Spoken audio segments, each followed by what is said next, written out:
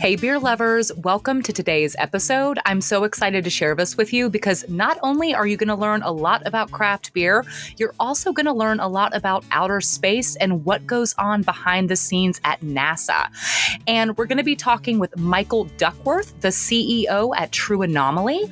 We're going to be tasting their fruited sour called Peggy, and we're going to be tasting their IPA called Ben's House. You're also going to learn the really cool history behind those names. Stay tuned for a really entertaining episode. Hey everyone, welcome to the Brews Less Traveled podcast and beer club. I'm your craft beer loving host, Molly Lamb. Welcome back to Houston. We have another great week here filled with delicious beer in the Bayou City. I am with my co-host, Glenn. Glenn, how you doing? You want to say hey? Hey everyone, good to be back here. Good to see everyone. Good to try another great Houston brewery here. We also have a great guest tonight. We're going to be talking with Michael Duckworth, the CEO at True Anomaly in Houston. And we're going to be drinking their fruited sour called Peggy and their IPA called Ben's House. And I love how all of our beer club members always get a card with fun facts on it about the breweries. And this one was pretty cool because the owners used to work for NASA. And I thought that was an amazing fun fact. They helped build missions and spacesuits and all this fun stuff that I don't really understand, to be completely honest, but I can't wait to talk to Michael about it. Glenn, you want to go ahead and open a beer? I want to open the I was waiting for you to ask. Yeah. I say we open the Ben's House IPA first. And I am using a pirate cup, which has nothing to do with Houston, but I just thought this was kind of fun. It's not really a beer glass. It is. Avast ye mateys. I'm actually on a houseboat right now, so this is kind of in theme with that. Can't go wrong with a beautiful golden color from an IPA. Oh, no. Yeah, it's got a really nice, looks a bit hazy to begin with, but then it's sort of clearing up a little bit. Yeah. No, actually, this is less hazy than I thought. This is beautiful. Cheers, everyone. Oh, that's good. I'm loving it so far. I'm definitely going back to my West Coast love of IPAs. This one clocks in at 6.9% ABV. It's got 65 IBU, so you get that nice sort of pungent, resinous, piney, bitter quality, especially on the finish. It kind of lingers. And it's really got that like West Coast floral and citrus aroma to it. It's really nice. Yeah, and they're using Columbus, Cascade, and Centennial hops in here. And you really do kind of get that lingering bitter. Yeah, I noticed that. It's very hop forward.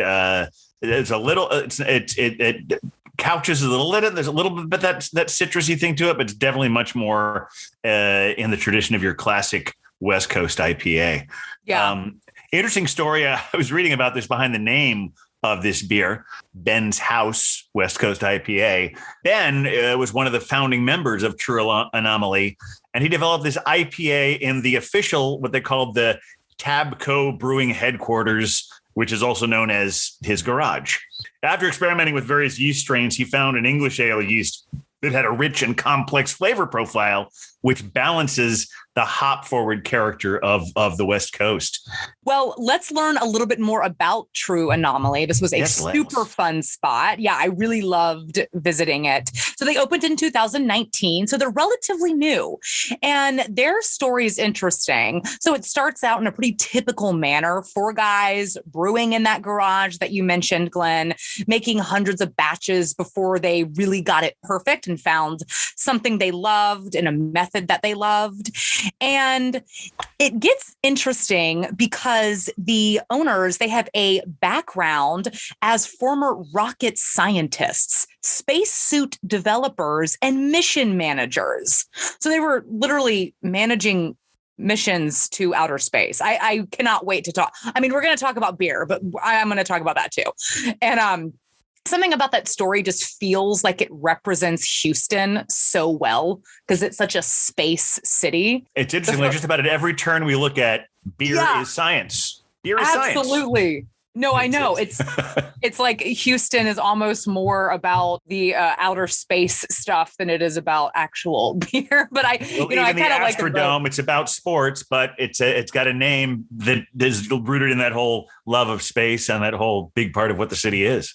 The folks there at True Anomaly have been super inspired by a fascination with science and space and energy. And now they're really bringing that same energy into craft beer. So I think that is just really awesome. And I also want to share some fun things to do when you guys hopefully go visit the amazing city of Houston. So definitely head out to Galveston Island. It takes about an hour from Houston, and it's this beautiful island on the Gulf of Mexico. And there's a ton to do there. So there's obviously a beach. You can take a surf lesson. You can visit their very famous amusement park. You can go shopping, and there's a lot of great dining as well. I was looking at something. I really want to check out that the Cockerel Butterfly Center, which is part of the Houston Museum of Natural Science.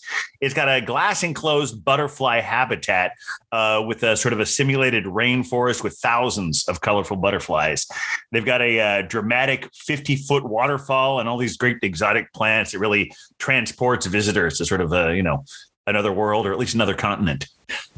That's awesome. That sounds beautiful. Like, what a magical day. But before we bring on Michael, I want to open up the fruited sour. It's called Peggy. Yeah, let's not waste any time. Sure. Yeah. And this one, you can see the can. They have some astronauts on the can. So yeah, we're not deviating far from our theme here in Houston, which is obviously... Reminds me of that song, Peggy's on the Moon. Oh, maybe that's a different song.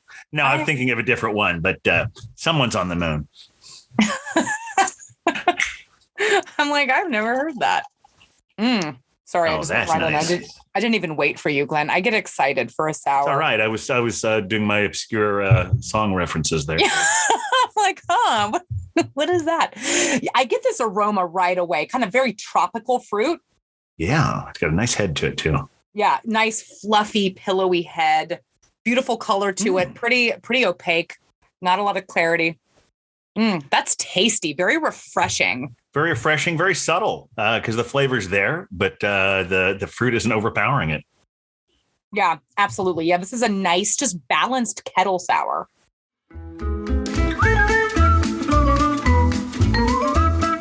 Let's take a beer break. While we're tasting this beautiful Kettle Sour from True Anomaly, let's talk a little bit more about Kettle Sours. Originally, pretty much all beer was sour before refrigeration, but now brewers are striving to make customers pucker with these refreshing beverages. Kettle Sours are different from their wild fermented traditional counterparts because they're soured in steel mash tuns and take only a matter of days to produce in some cases. Traditional sours can take months or even years to produce and are typically aged in wood barrels. The bacteria lactobacillus is what gives these beers their sour taste. It's a probiotic that converts sugar into lactic acid. It's similar to what's found in yogurt. And kettle sours will then be what's called sour mashed instead of the traditional boiling and then cooling for yeast adding. In this case, the wort will chill for a few days in kettle while it takes its time to develop the sour flavor. And typically kettle sours are going to be a little softer and more balanced than their wild fermented counterparts. Now, let's get back to the episode as we finish tasting this kettle sour. Yeah, this one clocks in at just over 5% ABV. I'm a big sour beer fan. This one's really nice and just very well balanced. It's just really light, fruit forward without being too sour. Yeah. It's really nice. Yeah, everyone seems to kind of agree. It's just very balanced. Really good conversation going on in the chat. Yeah, not too tart, just nice and very refreshing. I would kind of call this like a nice post-yard work beer. You know, you've been outside, you just kind of want something refreshing. I think this would be a good starter beer because, a lot of people think they don't like sours. I think this would be a good beer to sort of bring them over to the world of sours. Mm-hmm. Step on over to the sour side because it is good. It is, you're right. It's very approachable. Yeah, totally agree. All right. I am ready to welcome on our guest this evening, Michael Duckworth, the CEO at True Anomaly. Michael, how you doing? Hey, how are you doing? We are so good, and we're pumped to have you. Are you drinking anything tonight? Oh, I'm trying to drink along with everybody, it seems. You're a little too quick for me, though. I didn't get through the Ben's house. I maybe poured myself too. Neither did we. You came prepared. We're just double fisting right now. Yeah, I got the one glass. It was a little too big there, so I've been pounding this, and we'll get to that Peggy here in a second. Oh, yeah. It's always power hour here at Brews Less Traveled. We're like, all right, you've had a couple sips, on to the next beer. You know, we like to make sure everyone's double fisting. And also, we like to ask all of our guests their craft beer origin story. Can you tell us yours and how you got into craft beer, Michael? Yeah, absolutely. I mean, you kind of touched on it a little bit earlier. We were a group that started home brewing about 15 years ago or so. Did that for a good long while. There was a good concentration that really helped propel us forward, because originally, you know, I was brewing by myself. Some others were brewing by themselves. And then we kind of found a conglomeration between us that worked out well. And as such, we, started building more routine, getting our procedures down a little bit better, and really being able to track the beer and do it more consistently. And I think for most home brewers, that's really the biggest challenge, is doing it week to week is pretty time consuming, and ensuring that the beers get transferred from primary to secondary, or secondary into the keg, or bottling. We have lives that interrupt these types of, hopes and wishes a lot. And you're not always on top of what you need to be on top of if it's not, your primary job. So when we expanded and really got a core group of us together, we were able to honestly produce better beer and really delve into some new styles that at least individually, I didn't have as much of an interest in initially. But then after brewing for so long, and after doing it so many times, we really started brewing, like I said, consistently once a week, every week, where we'd push out, 50 beers in a year. As a home brew club, that's a lot. As such, we were really able to refine those recipes and get better understanding of what the hops were doing to a certain, let's say, IPA, or even, we had a whole pale series, which we actually brought into the brewery, and we really wanted to bring into Houston at large, in doing a nice clean base pale with a single hop, and seeing, 100% Citra hop pale ale, 100% Strata hop, 100%, Nelson Salvin, or whatever have you. So you could really delineate the quality of those hops and what they're attributing to the beer. And we were able to start doing that. I think we just got, better at our tasting, better in understanding how that might pair well with other hops. And also just not overdoing it. I think as a home brewer operation, you tend to want to throw everything in the kitchen sink in there, really experiment, to the T. And when we got, more kind of minds into it, we said, sometimes less is more. And really, refining that beer tasting process. So, traditional story, some guys that got into a homebrew garage and went at it for a good while, and then eventually refined their skill sets, put in those 10,000 hours, if you will, and, help build us to really, work that craft that Absolutely. ended up being craft beer. Yeah. I love what you said about the single hopped beers. I think that we don't see that enough. Everyone kind of gets hop happy. And I think there's something great about a single hopped beer, because you really get to know that hop, like it is, if it's Strata, if it's Citra, if it's Mosaic, whatever, you're going to really get to know that hop. So I think that's very cool. And not so beer related, but I know you guys used to work for NASA. Can you tell us a little bit more about kind of what you did there and how space has influenced you? I mean, this is so cool.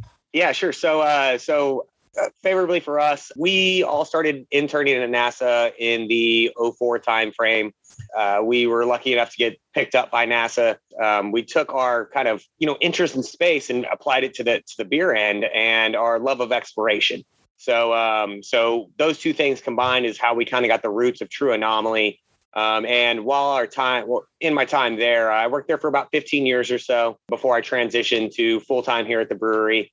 And in that time, I worked a lot of different projects. Orion, if you're familiar with Orion, it's the kind of next human-rated spaceflight vehicle. After we retired the space shuttle in the 2010, 2011 timeframe, America at large was left without its own independent space vehicle to transit into low Earth orbit or beyond.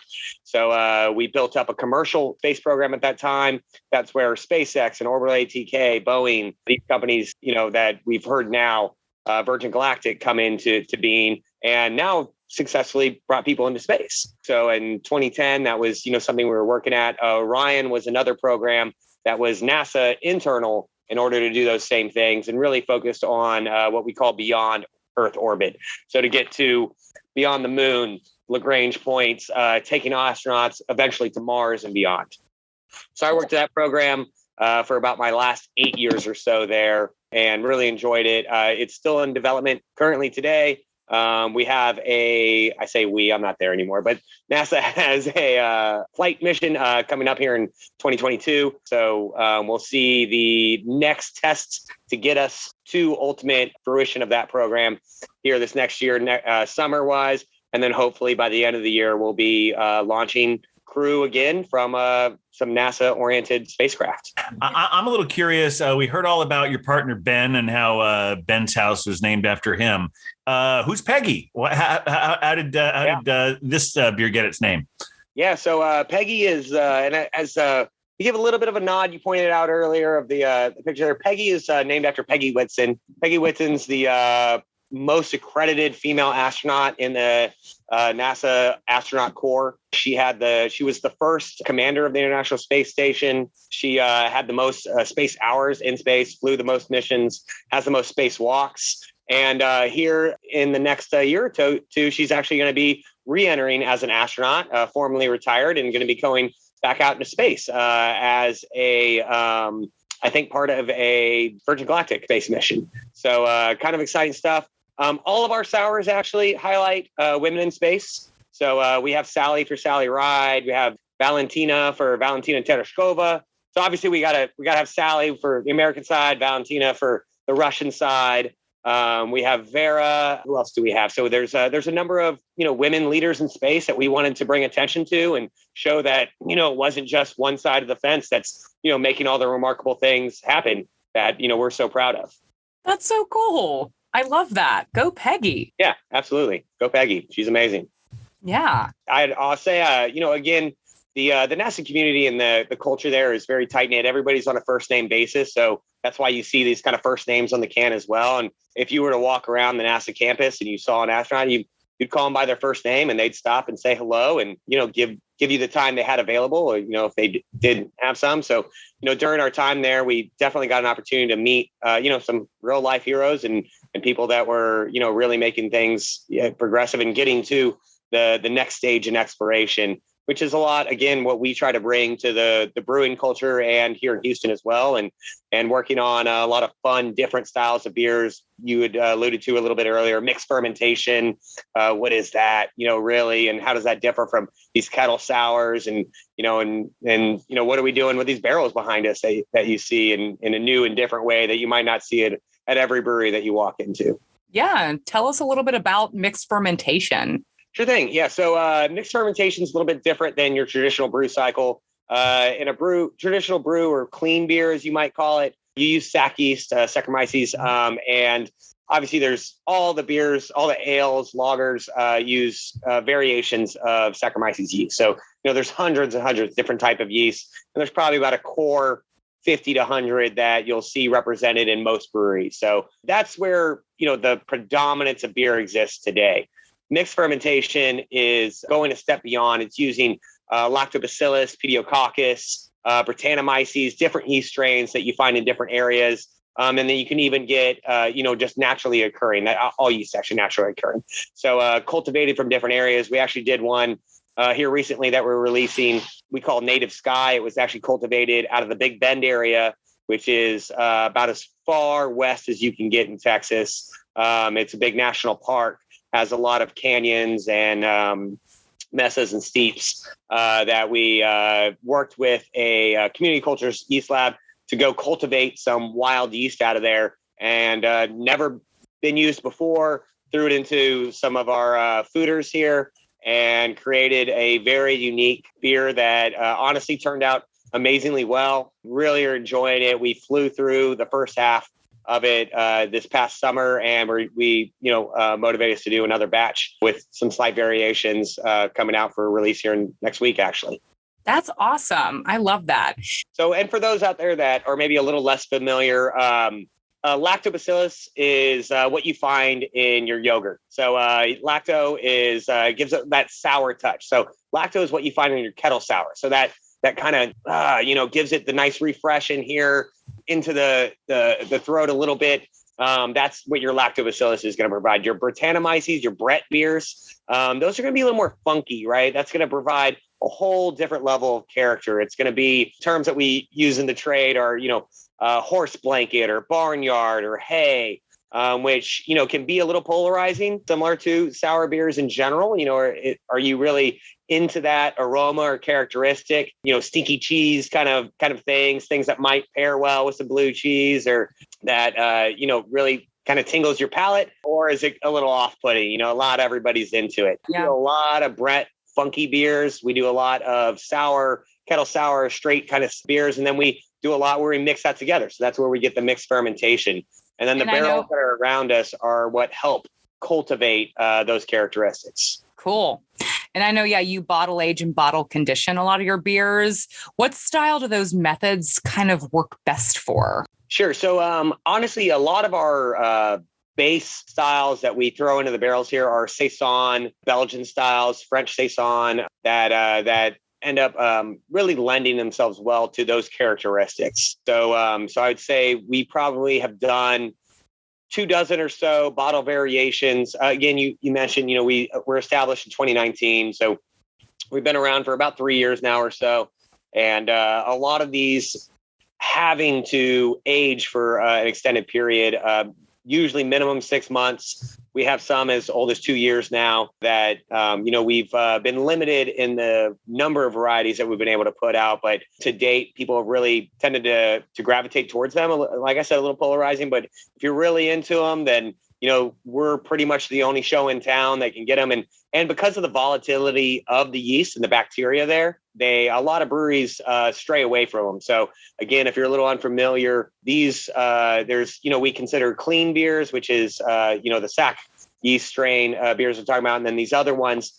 And the bacteria and yeast in these are a little more aggressive. They just tend to hop as well. So the brew process and the kind of quarantine that you have to do amongst these to keep them away from each other so that you don't get cross-contamination is, again, built on procedure, process. And that's really where I think, us coming from our more NASA technical background helps in that positioning. So we're the only brewery in Houston that currently puts out these styles of beers. And in the state of Texas, I'd say there's probably about a dozen or so breweries out of the 250 that are here that also provide some, varieties like, in style from these as well. Well, that sounds very unique. You might even call it a true anomaly. There you go. Yeah. So we're pretty proud of them. This past year at GABF, we came away with a gold for our wood aged sour beer. So, putting a little proof in the pudding and for us personally, bringing some accreditation to Houston as well. We're trying to do our best to help put Houston on the map and, best foot forward and show the levels of expiration in beer itself as well. I've noticed that a lot of times it's a struggle, depending on various factors, how craft breweries can really expand their reach as far as, whether it's just in one city or it's just statewide. But I know you've shipped some of your beers to Mexico. I'm a little curious to know which beers you shipped there and what kind of feedback you got from them. Sure, absolutely. Yeah. So we shipped the Ben's House that you guys were trying a little bit earlier over there. Very well received. So our Ben's House, and as I think some of the comments noted there as well, it's a little more mild of an IPA, especially for a West Coast. It's a traditional C-hop West Coast beer, but with that English style yeast, it makes it a little bit more approachable. You still get a nice, bittering linger. And in Mexico, they're really pushing for, introducing the IPA styles into Mexico City and the breweries that are there. So same thing with the hazies. So I know part of the box, y'all sent some other hazies up that way with some of our friends from here. So I know if y'all haven't already had an opportunity to try those, y'all will at some point. We have, a couple that we do here. Go Flight is one of those. That's the call sign you use to say you're good for launch. So kind of a flight director mantra thing. So again, space NASA related. We sent that one down, very well received. People really seem to enjoy it. Ironically, I was just down there this past week in Tulum for a wedding. So I was able to try out a number of new opening breweries throughout the stateside there that are pushing hard into IPAs and hazies and just different styles from your traditional kind of light international Mexican lagers or that the people are looking for a lot of variety out there. And when we sent ours over, we got great feedback. And honestly, I was incredibly impressed by the number of tags and just social media acolytes that were out trying beer. And, it's kind of more of a brew culture than I had originally thought. That's really awesome. I love Tulum, by the way. It's a beautiful, beautiful area. That's really cool that you have expanded your reach, but bringing it back home to Houston, what would your ideal day off in Houston be? Oh, I'd love one of those. Let's see. You mentioned Galveston earlier. It's always a nice getaway.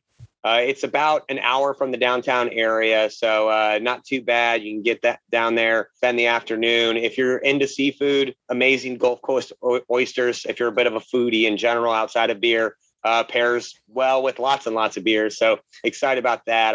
I like food, so I tend to find myself in those areas. And then also, we've got a lot of great friends in the brew community here that, quite honestly, I just don't get enough time to go visit and hang out with. So for me, I'd probably visit a few of my good friends that, I've been meaning to try, new stuff that they come out with. One of the best and worst parts of craft beer is the number of, I think, new beers that come onto the market, but then how quickly they kind of dissipate and we move on to the next thing. So that's great. But unfortunately, I don't always have time to go check out what they're doing and, how that worked out and, give us inspiration for something new, perhaps, or just even catch up with these guys and see how they're doing. It might sound a little tired or lame, but quite honestly, I probably spend a fair amount of time still doing some craft beer hopping to some breweries and hopefully run into some friends. And if not, enjoy whatever they had to provide. Right on. Yeah. I mean, that sounds like a fun day off to me. That's pretty much what I do on my days off as well. And I'm dying to go to Galveston. So I think that sounds awesome. And as we wrap up here, it's time for our rapid fire questions. Boom, boom, boom. Let's do it. Yeah. Folks in the chat, you can feel free to play along as always. The idea is to not think, just answer. Are you ready? We'll try. All right. Barrel aged stouts or pastry stouts? Barrel aged. Best stocking stuffer beers? Anything bottled. Okay. I love that. Bottles are almost feel kind of special now. So I would like to get that in my stocking. And do you have a favorite holiday themed beer that comes out this time of year? I mean, so we have one coming out next week. It's called Vera, for Vera Rubin, who was the first person to find dark matter. And it's a Marionberry and boysenberry sour. So it's going to be a little bit more tart, a little bit more forward than the Peggy we were trying tonight. But it's one of my favorites, and it's very unique in its kind of flavor profile. What is the beer style that best represents Texas? Oh, I hate to say it, a Bock. Yeah. You're not the first person to say that. What is the beer that you'd be most excited to receive under the Christmas tree? Belgian quads in general, anything from, Chimay, Marasou, that whole family. We're a Belgian brewery as well. So, but that's where I found some of my first love. Chimay is great. I love Belgian beers. Yeah. And a quad. Can't go wrong with a Belgian quad. That sounds so good. But Michael, it's been a pleasure having you. Is there anything you want to plug? Obviously, Houston, I keep on talking up. NASA, obviously, I love. If you do have an opportunity, come and check out both of those things. And for those that don't know, NASA is, got all around the nation. So, they've a lot of different centers, a lot of different opportunities, and quite honestly, just explore. We believe in exploration and pushing the envelope on beer and different styles and getting, things that are maybe a little bit unfamiliar, which kind of comes into the concept of true anomaly. An anomaly is something that's unexpected, and sometimes that has a negative connotation, but I think for most of us, sometimes the best experience that we had were those that were unexpected. So for us, having a true anomaly is having something that, is a little bit more unintended, but still pretty good, and you come away with a more positive experience. So I push everybody out there to keep doing that. Absolutely. Thank you all so much for tuning in today. Thank you to my wonderful co-host, Glenn, and thank you, Michael, for being here. This has been so much fun. Be sure to tune in next week as we chat with one of my personal favorite beer influencers, Caitlin Johnson, and drink another beer from Spindle Tap, their Heavy Hands IPA. Cheers.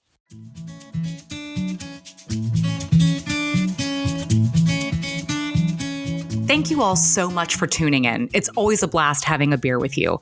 Don't forget to sign up for the Brews Less Traveled Beer Club, and this way you'll get the beers I've been drinking delivered right to your doorstep, plus exclusive access to our weekly live streams. You can also follow Brewvana on Instagram and me as well at Molly_Brews Less Traveled. I always love hearing from you guys, especially if it's a beer recommendation. So keep the messages coming. Cheers.